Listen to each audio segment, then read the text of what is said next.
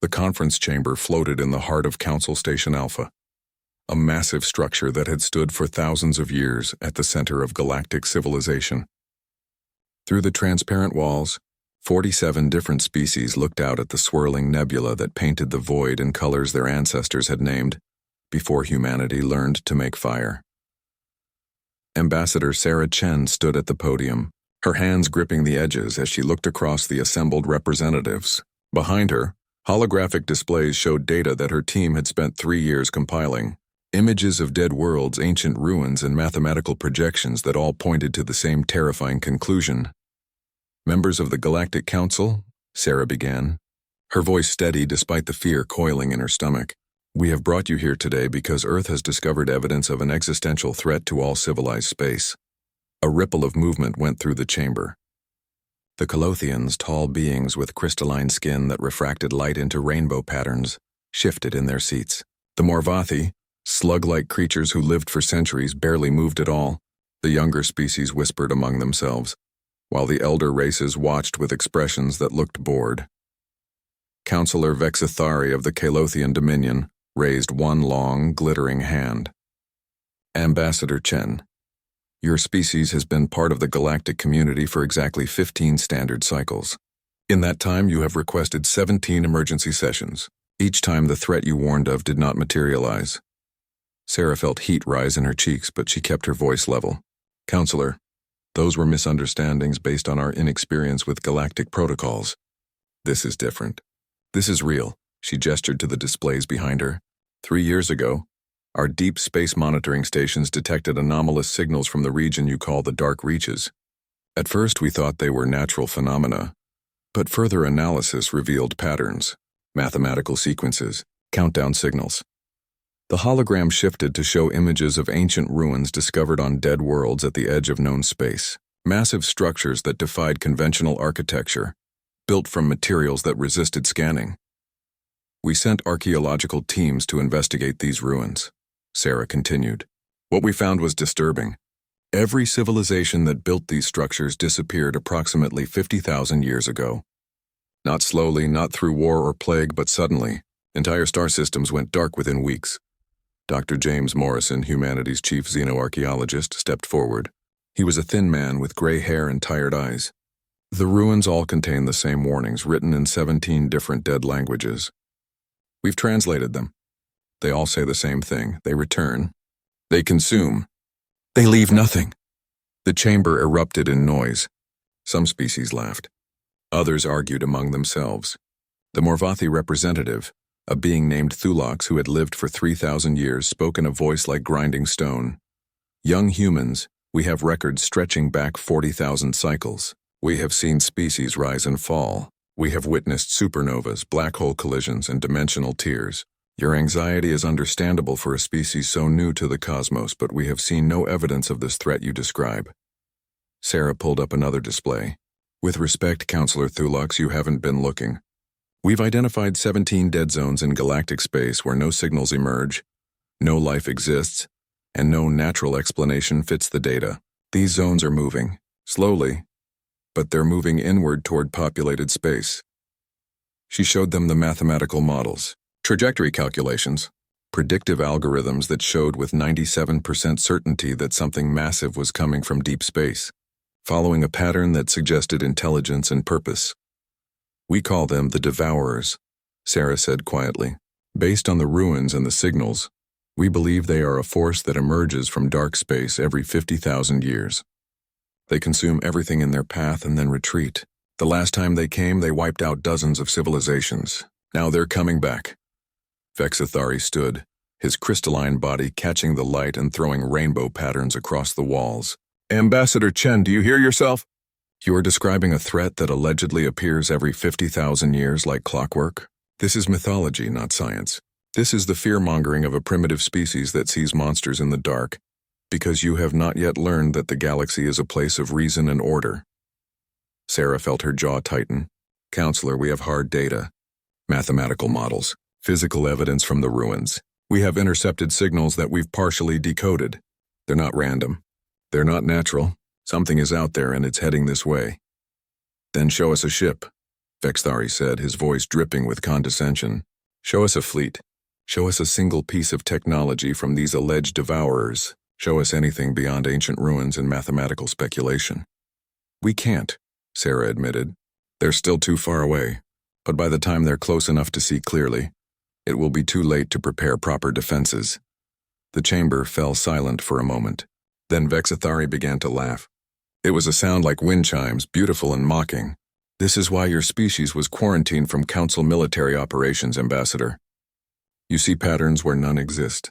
You predict doom where there is only the natural chaos of the cosmos. Sarah's hands clenched into fists. We are not asking you to believe us on faith alone. We're asking you to look at the evidence. We're asking you to prepare defensive measures. We're asking for military coordination so that if we're right, we can face this threat together. Admiral Marcus Webb, commander of Earth's small but growing fleet, stepped forward. He was a broad-shouldered man with scars on his face from Earth's last major war. The Terran Defense Fleet is ready to commit all available resources to a joint defense initiative. We've developed contingency plans, defensive strategies, and evacuation protocols. All we need is cooperation. Thulax's ancient eyes studied the humans with something that might have been pity. Your species has been spacefaring for less than 100 of your years. We have maintained galactic peace for 40,000 cycles. We have defense networks, early warning systems, and military forces that your civilization cannot begin to comprehend. If there were a threat of this magnitude, we would know. Would you? Sarah asked, her voice sharp. When was the last time the Council faced an existential threat? When was the last time your military actually fought anything more dangerous than pirates and border skirmishes? The chamber went cold. Vexthari's crystalline form seemed to harden, the light within him turning sharp and angry. You forget yourself, Ambassador. The Council has maintained order across 7,000 star systems. We have prevented wars, ended plagues, and guided younger species toward civilization. Your arrogance is breathtaking.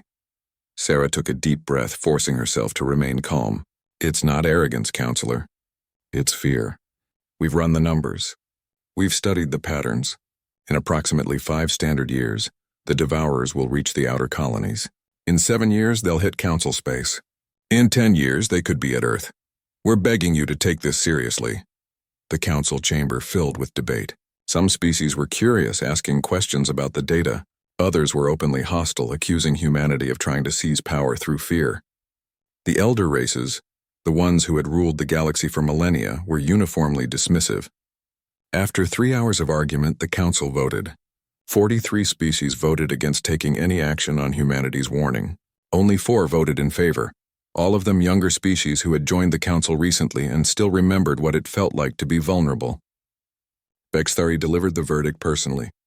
The Galactic Council has determined that humanity's claims lack sufficient evidence to warrant military mobilization. Furthermore, to prevent the spread of panic among less sophisticated species, humanity is hereby forbidden from disseminating these theories beyond your own territorial space. Any attempt to do so will result in sanctions and possible expulsion from the Council. Sarah felt something break inside her chest. You're making a mistake. No, Ambassador. You are making a mistake by allowing fear to cloud your judgment. This session is concluded. As the various species began to file out of the chamber, Sarah stood alone at the podium, staring at the data displays that no one believed. Admiral Webb approached, his face grim. What do we do now? He asked quietly. Sarah watched the counselors leave, saw their confidence and their certainty that the galaxy was safe under their watch. She thought about Earth, about the billions of people who trusted her to keep them safe. She thought about the signals still coming from deep space, growing stronger every day. We prepare, she said finally. They've forbidden us from warning anyone else, but they can't stop us from defending ourselves. We go home, we mobilize everything we have, and we get ready. They'll see it as a violation of Council protocols, Webb warned. I don't care. Sarah's voice was hard now, all diplomacy burned away. Let them sanction us. Let them expel us. When the Devourers come, we'll be the only ones ready. Before leaving the station, Sarah transmitted one final message to the Council's central database. It was short, only 3 sentences, but she made sure it was logged officially and couldn't be deleted. To the Galactic Council. Earth has provided all evidence available regarding the incoming threat. We have requested assistance and been denied. When the storm comes, remember we tried to help you prepare. The message was acknowledged but not answered. Sarah Chen left Council Station Alpha knowing that she had failed. The galaxy would not prepare. The elder races would not listen. And when the Devourers came, humanity would face them alone. On the journey back to Earth, Sarah stood in the observation deck of her ship looking out at the stars. They looked peaceful, beautiful, and utterly indifferent to the fate of the creatures that crawled between them. Somewhere out there, beyond the light of civilization, something ancient and hungry was waking up. Earth had 5 years to prepare for the end of the world. Sarah intended to make every second count. 5 years had passed since Ambassador Chen's warning fell on deaf ears. In that time, humanity had transformed. Earth's economy had shifted entirely to military production. Orbital shipyards worked around the clock, building vessels designed for one purpose: survival. Children learned combat drills alongside mathematics. Every able-bodied person received military training.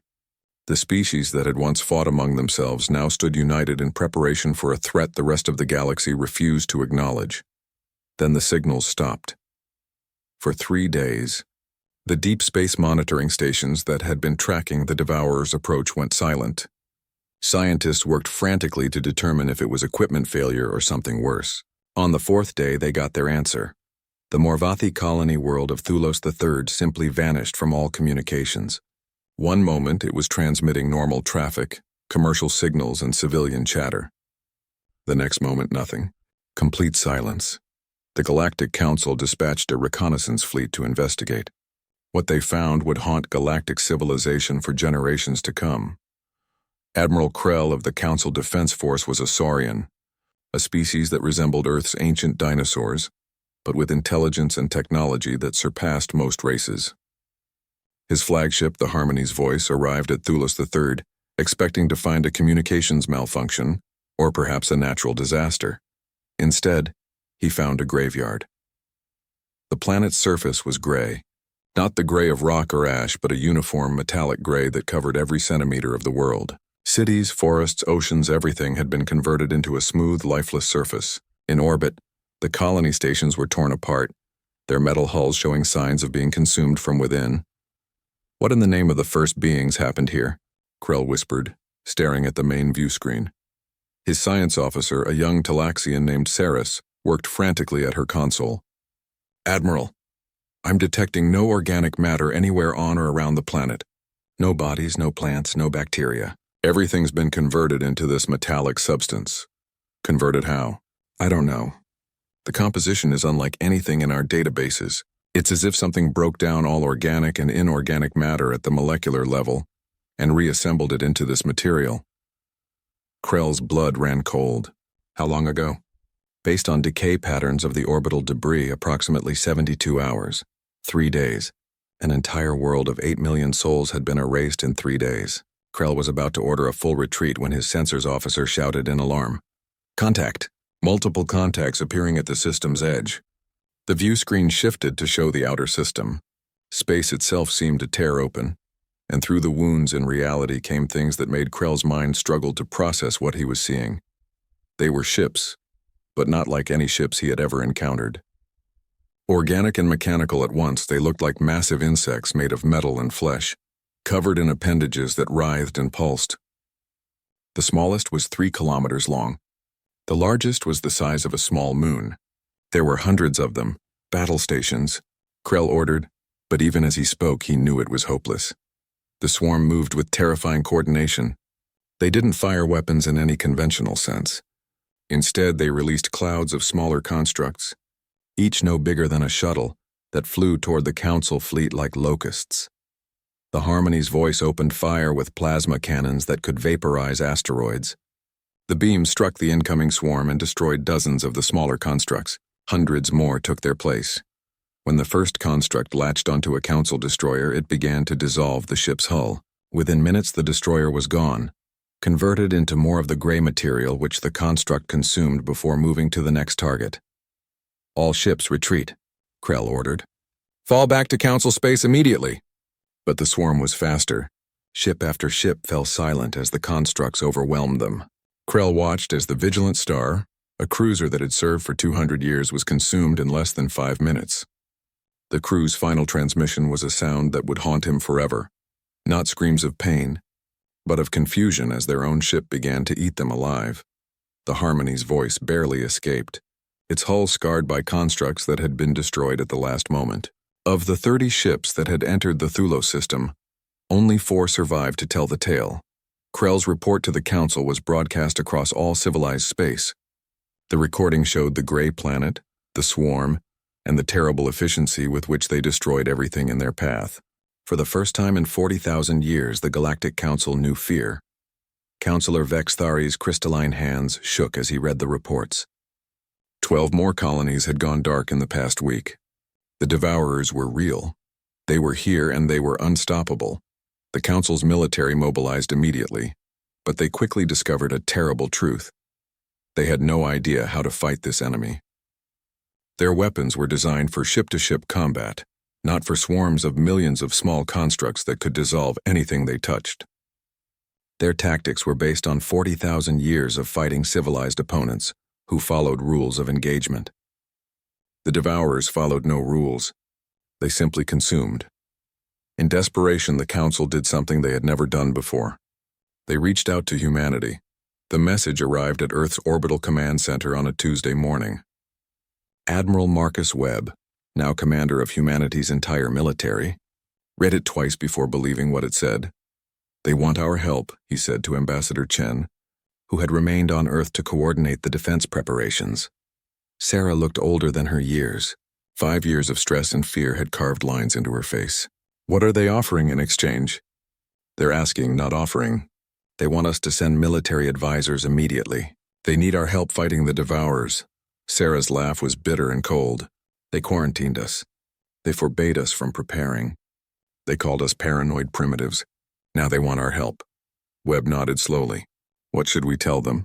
Sarah was silent for a long moment, staring at the holographic display that showed Earth's defenses. Thousands of automated weapons platforms, millions of mines, ships designed specifically to fight a swarm enemy, weapons that the Council would consider horrifying but that humanity had built anyway, because survival mattered more than approval.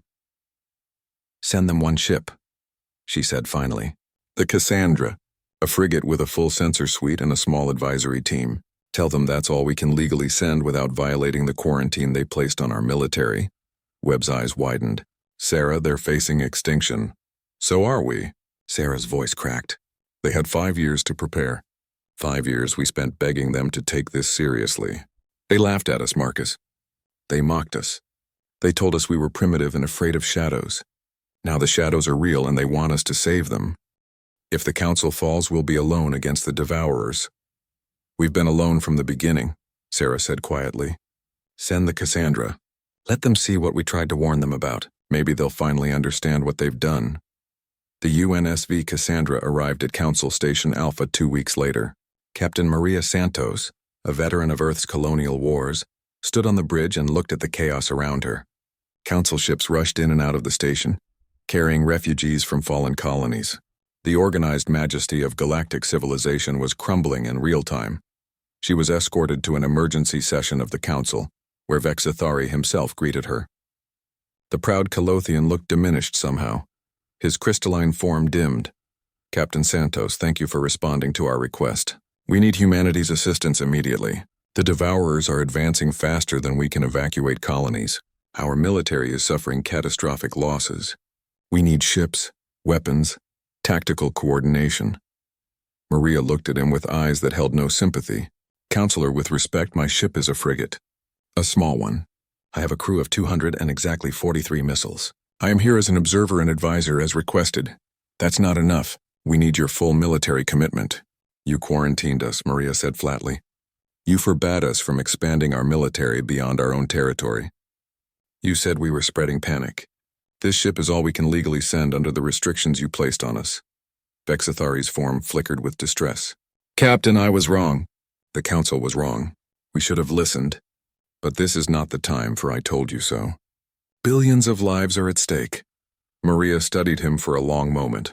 "Ambassador Chen told you 5 years ago that this was coming. She showed you the evidence. She begged you to prepare. You called her primitive and paranoid. You laughed at our warnings." "I know," Vexathari whispered, "and I will carry that shame until I die.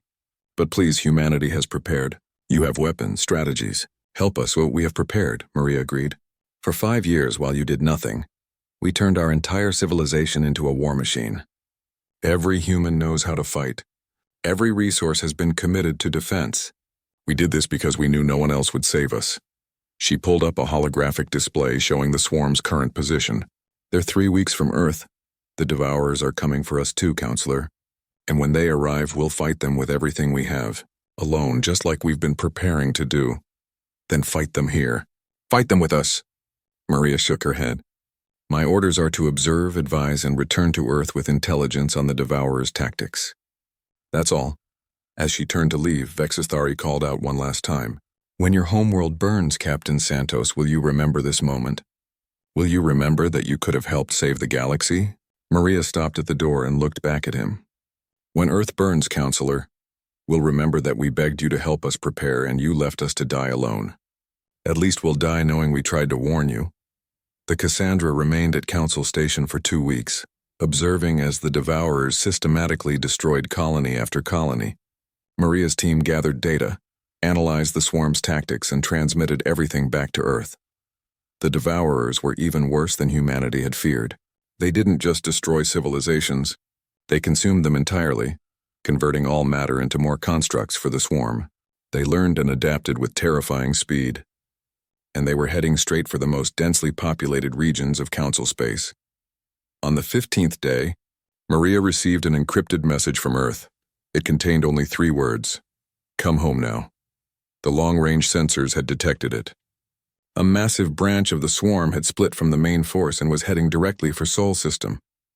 The Devourers had found Earth. As the Cassandra made the jump to hyperspace, Maria stood on the bridge and looked back at the Council territories. Somewhere out there, Vexithari and the others were fighting desperately against an enemy they had refused to believe in. Humanity was about to face that same enemy, but unlike the Council, humanity had been preparing for this moment since the day their warnings were ignored. Earth's warnings had fallen on deaf ears. Now the galaxy was burning, and humanity was about to learn exactly what they were capable of when survival was the only option left. The deep space warning stations were the first to see them coming. Thousands of contacts appearing at the edge of Sol System, moving with the terrible purpose that Captain Santos had described in her reports. The Devourers had arrived. Admiral Marcus Webb stood in Earth's orbital command center, watching the tactical displays with the calm of a man who had prepared for this moment every day for 5 years. Around him, officers worked at their stations with quiet efficiency. There was no panic, no fear in their voices. Every person in this room had trained for this day. Every person knew what was at stake. Distance to contact, Webb asked. 3 hours at current speed, replied Commander Jackson, a stern woman with gray streaks in her black hair. The swarm is bigger than we estimated. Preliminary count shows at least 15,000 major constructs and millions of smaller ones. Webb nodded slowly. Execute Protocol Midnight. All civilian populations to underground shelters. Activate all orbital defense platforms. Contact Mars, Venus, and the outer colonies. Tell them to implement their contingencies. Sir, Mars is requesting permission to proceed with Operation Glass House. Webb closed his eyes for a moment. Glass House was a last resort, a doomsday protocol that would render Mars uninhabitable to deny the enemy resources. The fact that they were already asking meant they knew what was coming. Permission granted. May they forgive us. Across Sol System, humanity moved with practiced precision. On Mars, the 5 million colonists evacuated to deep bunkers as nuclear weapons were positioned across the surface. On Venus's floating cities, people boarded transports that would take them to Earth. The asteroid miners armed their ships and prepared to fight. Even the research station on Pluto activated weapons that had been hidden in plain sight for years. The Galactic Council had forbidden humanity from building certain types of weapons. Humanity had built them anyway and had hidden them where no one was looking. The Devourers entered the system like a plague of locusts. Their constructs moved in formations that seemed to shift and flow like liquid metal. The vanguard consisted of millions of small drones, each designed to latch onto targets and begin the consumption process. Behind them came the larger constructs, ship-sized horrors that served as mobile factories, converting consumed matter into more drones. They headed straight for Mars. Governor Patricia Chen, Sarah's younger sister watched from the command bunker as the swarm descended on her world. All personnel to shelters. Execute Glasshouse in 30 seconds. The countdown felt like an eternity. Patricia thought about the cities she had helped build, the terraforming projects that had taken decades, the homes where children had been born under Martian sky. All of it was about to turn to glass and ash. Execute. The nuclear weapons detonated simultaneously across Mars's surface. Hundreds of warheads turned the thin atmosphere into a hell of fire and radiation. The temperature spiked to thousands of degrees. The carefully cultivated soil became molten glass. The domes that had protected millions shattered and melted. The Devourer's drones descended into this inferno and died by the millions. The heat and radiation disrupted their molecular conversion process, but they kept coming wave after wave, trying to reach something, anything they could consume. "It's working," Patricia whispered, watching the tactical displays. "They can't consume what's already been destroyed." But even as Mars burned, the main swarm bypassed the dead world and continued toward Earth. The orbital defense platforms opened fire when the Devourers reached the designated kill zone. Thousands of automated weapons unleashed hell in the form of kinetic accelerators, plasma cannons, and missiles equipped with nuclear warheads. The Devourers' drones died in their millions, brilliant explosions painting the void in fire. But for every drone that died, 10 more took its place. "They're adapting," Commander Jackson reported. "Subsequent waves are showing increased resistance to our weapons." "Then we adapt faster," Webb said. "Activate the Reaper drones." Humanity had spent 5 years studying every piece of data about the Devourers. They had learned that the constructs relied on a form of quantum communication to coordinate. Disrupt that communication, and the swarm became less efficient. The Reaper drones were Earth's answer. Small, fast, and equipped with experimental quantum scramblers, they dove into the swarm like piranhas. They didn't try to destroy the Devourer's constructs. Instead, they broadcast interference patterns that disrupted the swarm's coordination. The effect was immediate. The perfect formations of the swarm began to break apart. Constructs collided with each other. The advance slowed. "It's working," Jackson shouted. "We're buying time." "Not enough," Webb said grimly, watching as more and more Devourers poured into the system. "They'll overwhelm us through sheer numbers. Contact Earth Defense Command. Tell them to prepare for ground assault." On Earth's surface, 9 billion people waited in shelters that had been built into the bedrock of every continent. They had supplies for months, weapons for everyone old enough to hold them, and the grim determination that came from knowing this was the last stand. Lieutenant David Park stood in the streets of Seoul, looking up at the sky where the battle raged in orbit. He was 23 years old, and he had been training for this moment since he was 18. Around him, his squad checked their weapons and prepared their positions. "Think we'll survive this, Lieutenant?" asked Private Martinez, a young woman with tattoos covering both arms. David didn't lie to her. "I think we'll make them pay for every meter they take." The first Devourer's constructs broke through the orbital defense network 3 hours after the battle began. They fell toward Earth like burning meteors, thousands of them, aiming for the planet's major cities. The ground-based defenses opened fire.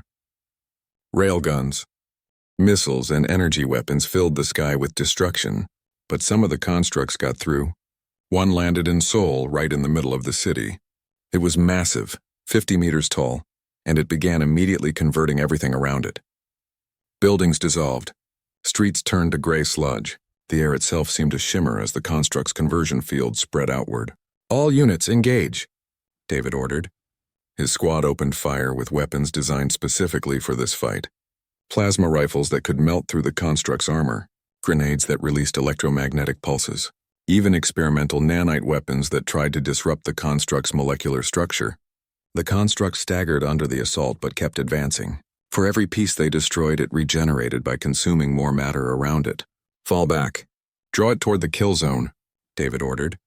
His squad retreated in good order, firing as they went. The construct followed, consuming everything in its path. It was exactly what they wanted. As soon as it reached the designated area, David triggered the trap.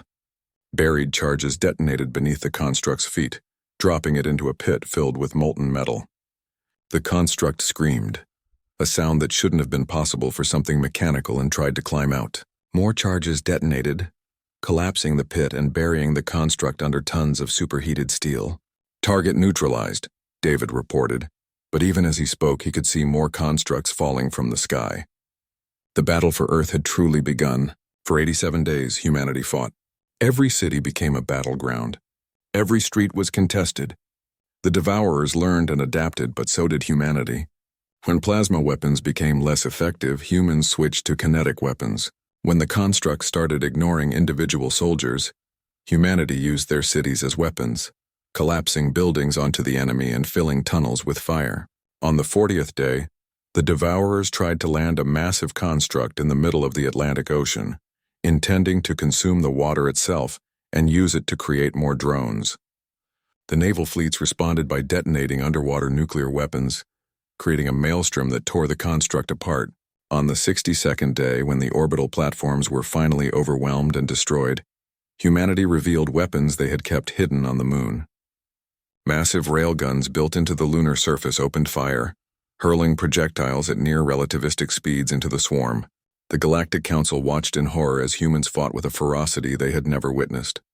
Children barely old enough to walk carried ammunition to soldiers. Scientists developed new weapons in laboratories built in bunkers miles underground. Elderly citizens who could no longer fight used themselves as bait to lure constructs into traps. The turning point came on the 78th day. Dr. Sarah Chen, who had spent 5 years studying the Devourers, finally cracked their quantum communication code. She discovered the location of the central node, the massive construct that coordinated the entire swarm in Sol system. "It's hiding behind the moon," she reported to Admiral Webb. "It's been there the whole time, directing the assault while staying out of range." Webb stared at the tactical display for a long moment. "How do we kill it?" "We can't reach it with conventional weapons. It's too well protected." "Then we use unconventional weapons." The lunar base had one more secret. Hidden in a crater on the far side of the moon was a weapon humanity had built in violation of every galactic treaty. It was called the Stellar Lance, and it was designed to fire a concentrated beam of energy powerful enough to crack a moon in half.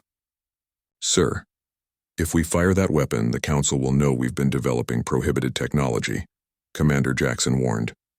Webb looked at her with tired eyes. "The Council isn't here, Commander. We are, and we're dying. Fire the weapon." The Stellar Lance charged for 30 seconds, drawing power from fusion reactors built deep into the lunar crust. When it fired, the beam was visible from Earth, a pillar of light that reached out and touched the Devourer's central node. The massive construct tried to move, tried to shield itself, but it was too late. The beam punched through its defenses and struck the core. For a moment, nothing happened. Then the construct exploded with the force of a small sun. Across Earth, the Devourer's forces suddenly became uncoordinated. The drones crashed or wandered aimlessly. The larger constructs fought on, but without the terrible efficiency they had shown before. "All units counterattack," Webb ordered. "Drive them off our world." Humanity surged forward. Soldiers who had been fighting defensive battles for months suddenly went on the offensive. Ships that had been hiding in the asteroid belt returned to Earth and began hunting down the remaining constructs. The Devourers, for the first time since they had arrived, began to retreat. On the 87th day, the last Devourer construct was destroyed over Beijing. Lieutenant David Park stood in the ruins of Seoul and watched the sky clear for the first time in 3 months. He was covered in burns and scars, and he had lost half his squad. But he was alive. Earth was alive. The cost was terrible. 4,200,000,000 dead. Entire cities reduced to gray sludge before being reclaimed. The planet's surface scarred beyond recognition. But humanity had survived. Admiral Webb stood in what remained of the orbital command center and transmitted a message on all galactic frequencies. His face was gaunt, his eyes hollow, but his voice was steady and cold. "To the Galactic Council, you left us to die. You refused our warnings, mocked our preparations, and quarantined us from receiving help. We stood alone against the Devourers, and we survived. 4 billion of our people are dead. Our world is scarred. Our cities are ruins. Remember this when you look at the stars and wonder why humanity does not forgive. Remember that you had the chance to stand with us and you chose to stand aside. That was your last mistake." The message ended. Webb looked out at Earth, at the gray patches that marked where cities had been consumed, at the fires still burning in some regions, at the millions of survivors crawling from their shelters to see what remained of their world. The Devourers had struck Earth with everything they had. Earth had struck back harder. But the battle was not over. The main swarm was still out there, still consuming council worlds.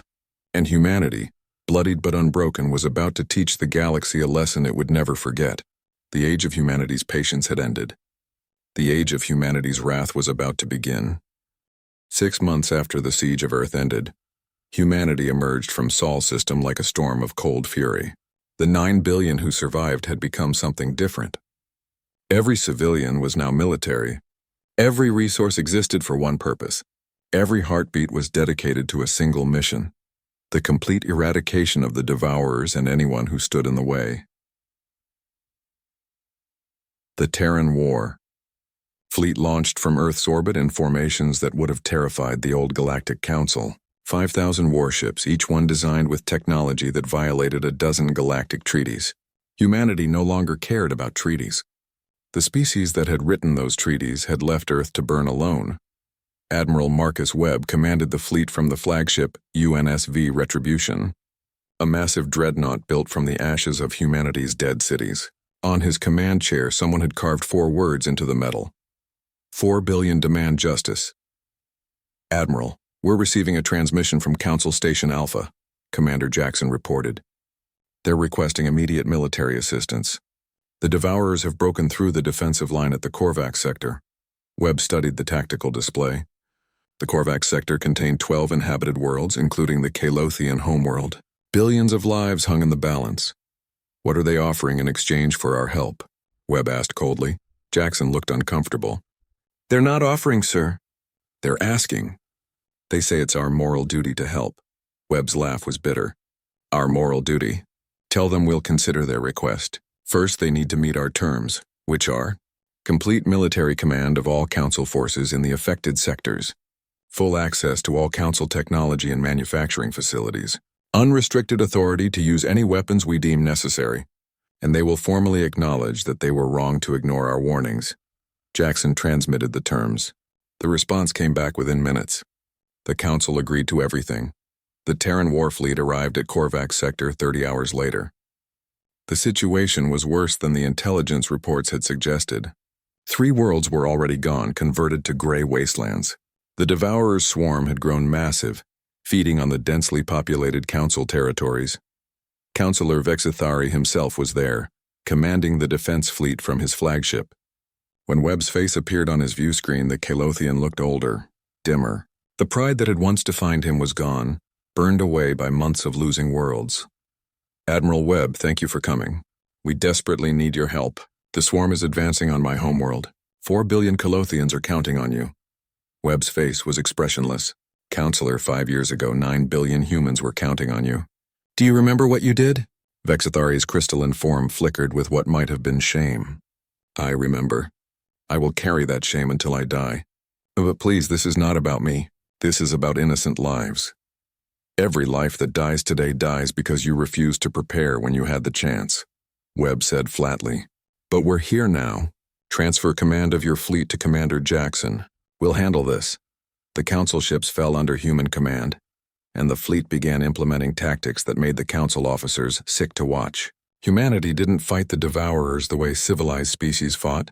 They fought like the Devourers themselves, with absolute ruthlessness and zero regard for anything except victory. When the swarm attacked a Council colony ship full of refugees, Webb ordered human ships to use the colony ship as bait. The Devourers swarmed it, and then the humans detonated a weapon that released a wave of energy that disrupted molecular bonds. The colony ship died along with the Devourers attacking it. 2,000 civilians sacrificed to kill 10,000 constructs. You murdered those people. Vexithari screamed over the comm. They were already dead, Webb replied calmly. The Devourers would have consumed them.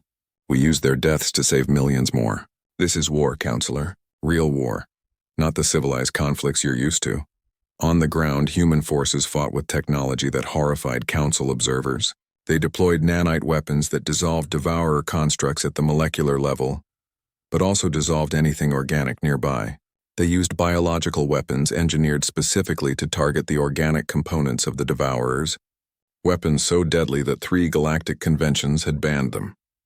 When asked about these violations, Colonel Sarah Chen, now leading ground operations, gave a simple answer.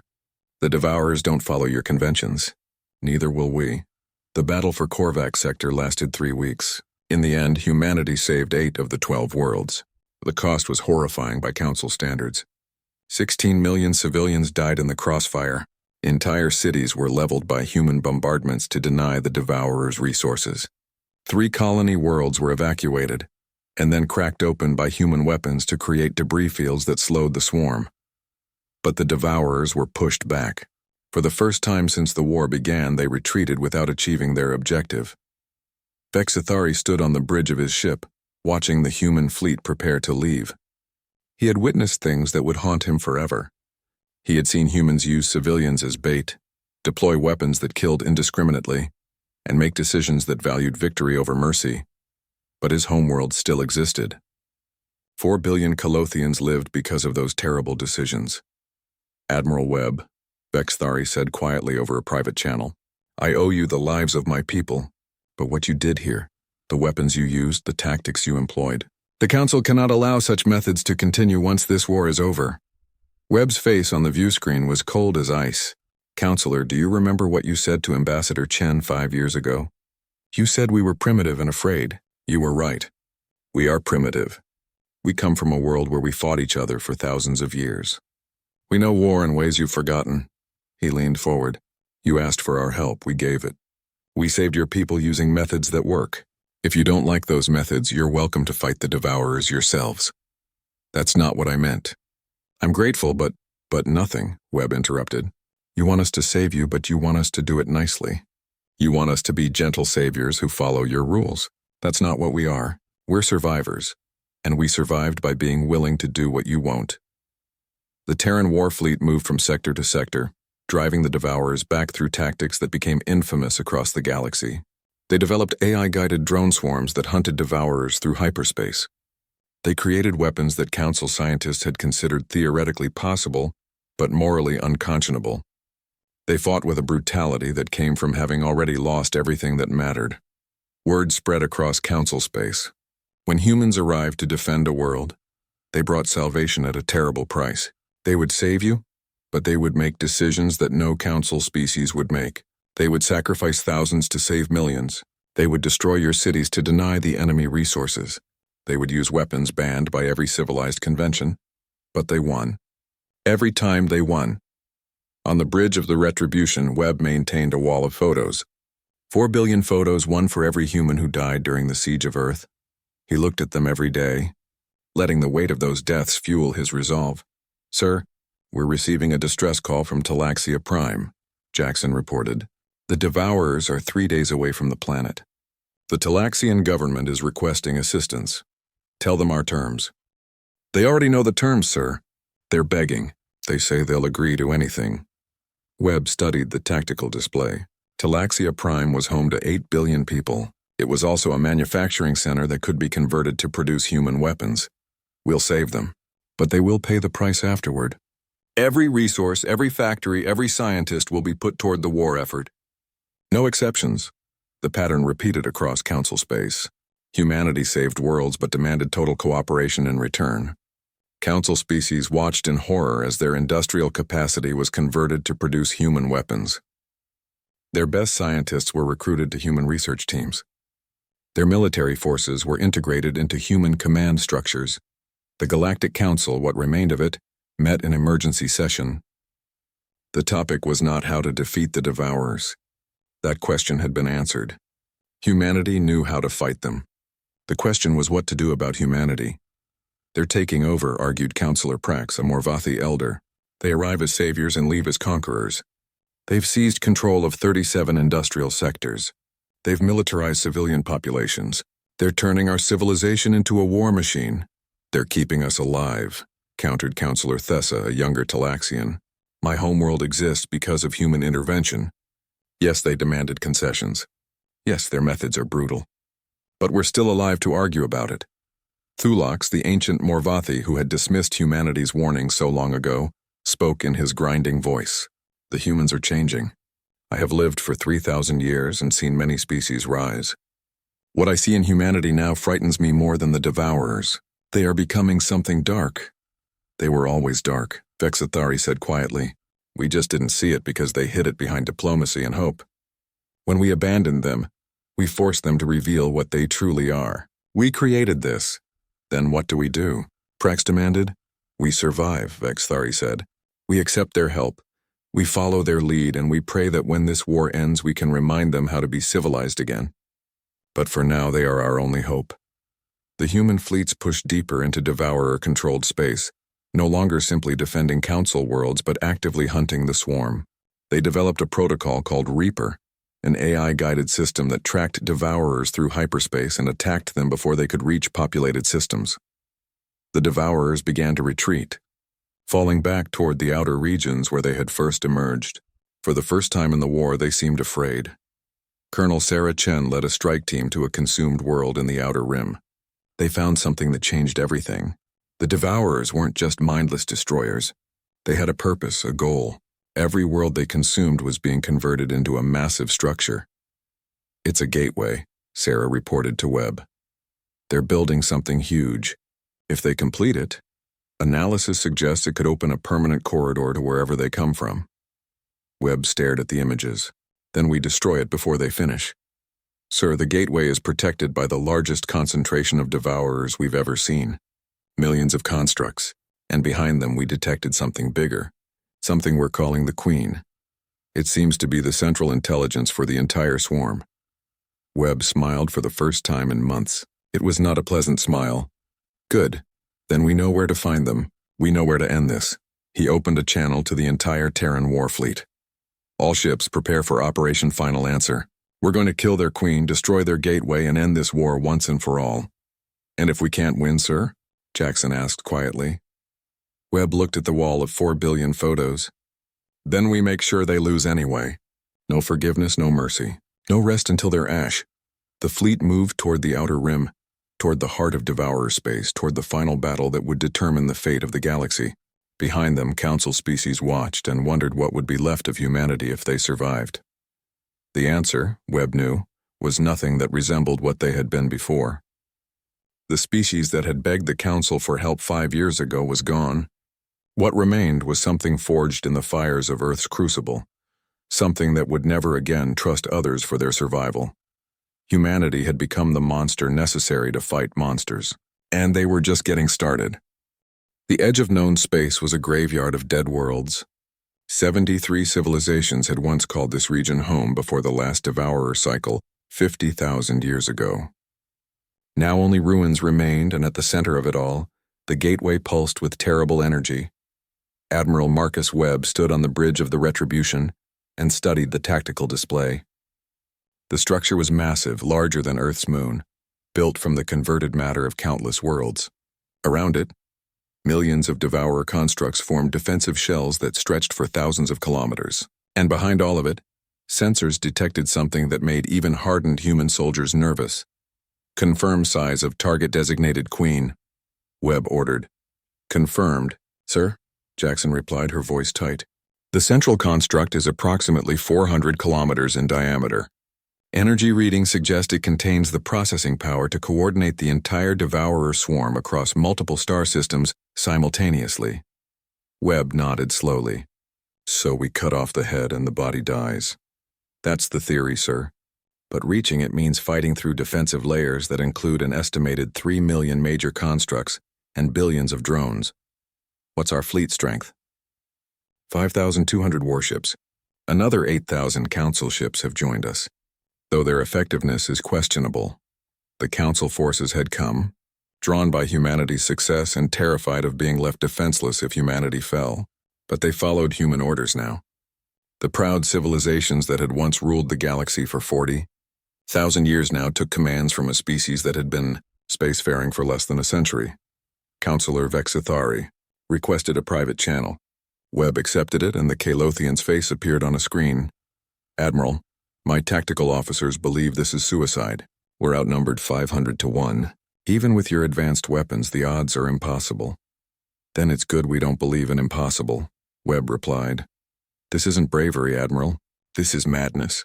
We could retreat, consolidate our forces, develop new strategies. And while we do that, the gateway completes, and billions more Devourers pour through. No, Counselor. We end this today or we don't end it at all. Vexithari was silent for a moment. You've changed so much from the species we first met. The humans who came to us 5 years ago wanted peace, cooperation, understanding. Now you speak only of destruction. Webb's expression hardened. 5 years ago we had hope. Then you took that hope away. You left us to die, and we learned that in this galaxy, only strength matters. Only victory matters. You taught us that lesson well. We were wrong. I've said it before and I'll say it again. We were wrong. Your apology doesn't bring back the 4 billion dead on Earth, but it's a start. Webb cut the channel. The fleet moved into position. Humanity had one advantage that the Devourers hadn't encountered before. They were willing to use weapons that no civilized species would consider.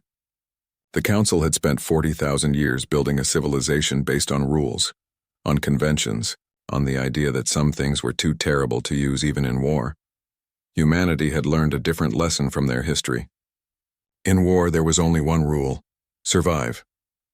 Begin Operation Final Answer, Webb ordered. The first wave consisted of 10,000 missiles, each one powered by antimatter warheads that violated 3 separate galactic conventions.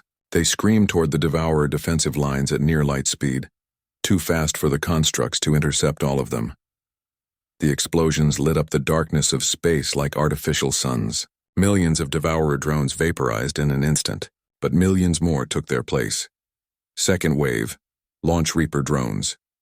The AI-guided drones poured from the human ships like a swarm of their own. They didn't target the Devourers directly.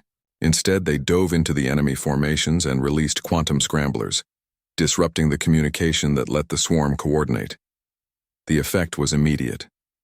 The perfect defensive formations broke apart. Constructs collided with each other. The defensive shells began to crack. Third wave, all ships advance and engage. The human fleet charged forward, weapons blazing. They didn't try to destroy every Devourer construct. That was impossible.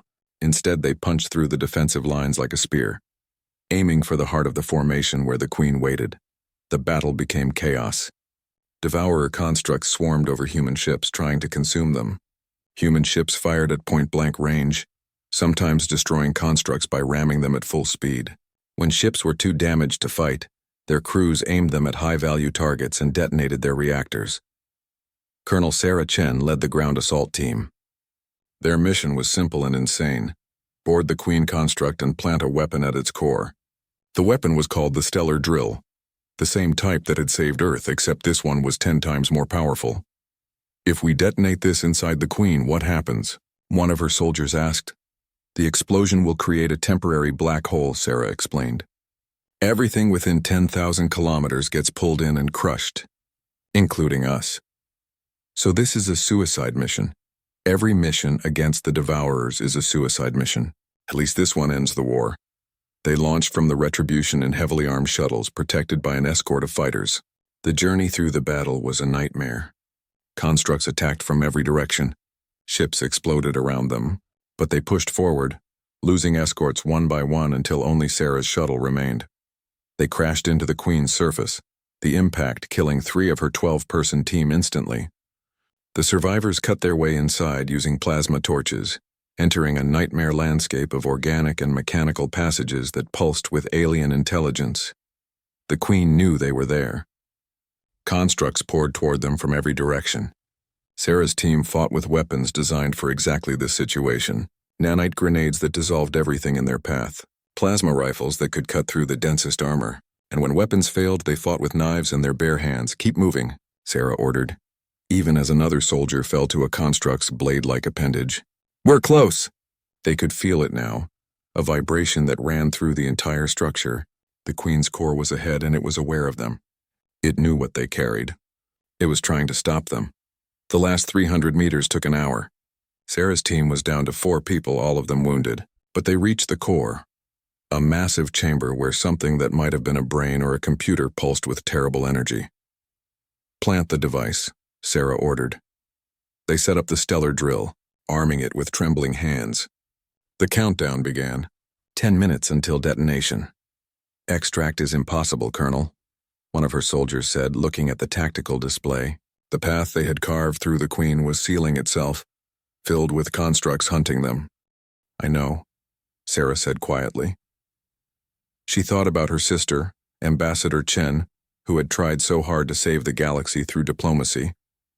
She thought about the 4 billion dead on Earth. She thought about all the lessons humanity had learned about the cost of survival. "It was an honor serving with you," she said to her team. They nodded.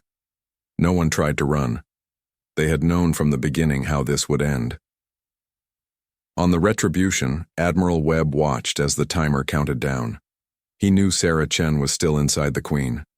He knew she and her team had no way out. But he also knew they had succeeded in their mission. "All ships emergency retreat," he ordered. "Maximum speed. Get clear of the blast zone." The human and council fleets turned and fled, pursued by devourers, constructs that were becoming increasingly frantic as the Queen's commands became erratic. Inside the Queen, Sarah and her team sat in the core chamber, listening to the stellar drill count down its final seconds. Around them, constructs pounded on the sealed door, trying desperately to reach them. 5 seconds, Sarah said. "Anyone have any famous last words?" "Yeah," said Corporal Martinez, bleeding from a dozen wounds. "Fuck you, devourers. Humanity sends its regards." The stellar drill detonated. For a fraction of a second, it created a singularity, a point of infinite density and gravity. The Queen's core collapsed inward, and then everything within 10,000 kilometers was pulled in. The Queen died in an instant, her vast intelligence crushed to nothing. The gateway, no longer powered by the Queen's coordination, began to tear itself apart. The devourer constructs across the battlefield suddenly went dark, their connection to the controlling intelligence severed. Admiral Webb watched in silence as millions of devourer constructs simply stopped functioning and drifted in space like dead metal. The swarm that had terrorized the galaxy for months was gone in an instant. "Did we win?" Jackson asked quietly. Webb looked at the display showing where the Queen had been, where Sarah Chen and her team had made their sacrifice. "Yes, we won." The cost of victory was calculated over the following weeks. Of the 5,000 human ships that entered the battle, only 800 survived. 30 million soldiers dead. The Council forces fared even worse, losing 90% of their fleet. But the devourers were gone. Every construct, every drone, every piece of the swarm had gone dark when the Queen died. The gateway collapsed into debris. The threat that had emerged every 50,000 years was ended. The Galactic Council met in emergency session on what remained of Council Station Alpha. The chamber was half empty. Many species had been nearly wiped out. Others had lost faith in the Council entirely and withdrawn to rebuild their own territories. Councillor Vexithari stood before the assembly, looking older and more fragile than ever. "We are here to discuss the future of galactic civilization. The devourers are gone thanks to humanity's sacrifice, but we must now address the question of what comes next." Thulax, the ancient Morvathi, spoke in his grinding voice. "What comes next is simple.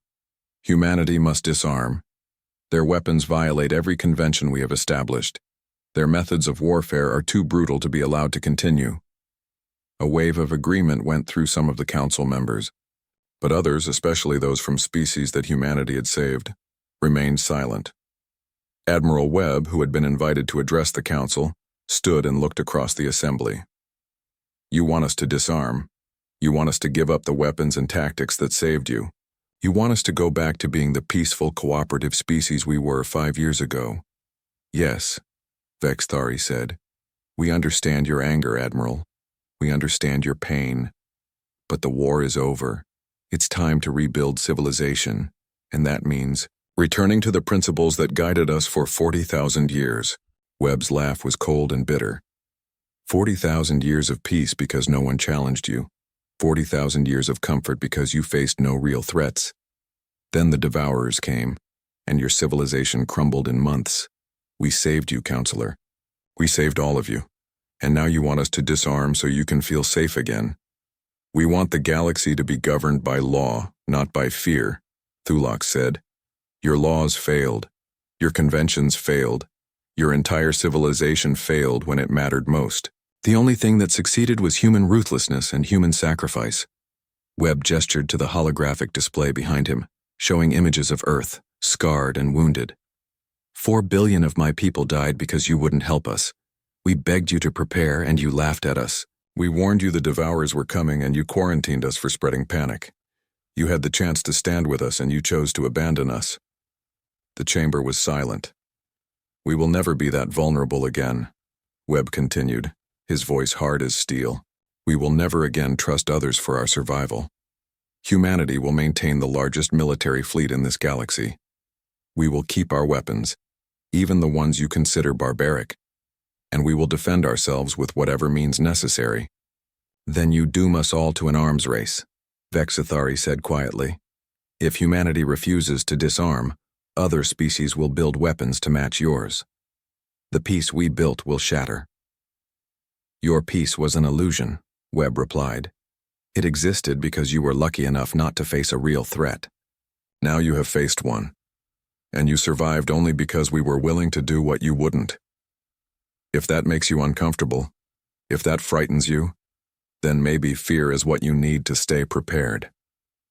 He turned to leave, then paused. "One more thing, Counselor. Colonel Sarah Chen and 300,000 soldiers died ending this war. They died saving your civilizations. Their sacrifice earned humanity something you can never take away. It earned us respect, and it earned us the right to never again ask permission to survive." Webb left the chamber. Behind him, the council dissolved into argument. Some species demanded action against humanity. Others argued for cooperation. A few, those who had witnessed human warfare up close, simply remained silent, knowing that any action against humanity would end badly.